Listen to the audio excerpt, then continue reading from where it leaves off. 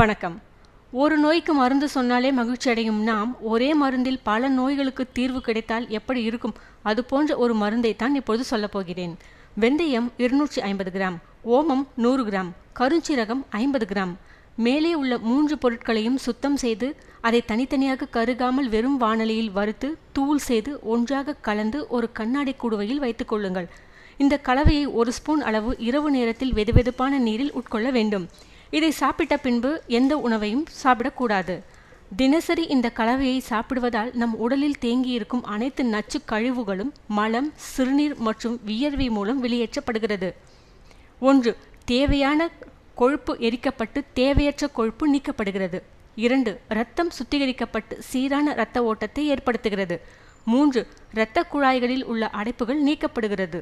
4. இருதயம் சீராக இயங்குகிறது. 5. சருமத்தில் உள்ள சுருக்கங்கள் நீக்கப்படுகிறது. 6. உடலில் உறுதியும் தேக மினுமினுப்பும் சுறுசுறுப்பும் உண்டாகிறது.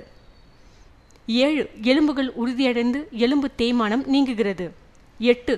ஈறுகளில் உள்ள பிரச்சனைகள் நீக்கப்பட்டு பற்கள் வலுவடைகிறது. 9. கண் பார்வை தெளிவடைகிறது. 10. நல்ல முடி வளர்ச்சி உண்டாகிறது. 11. மலச்சிக்கல் நீங்குகிறது.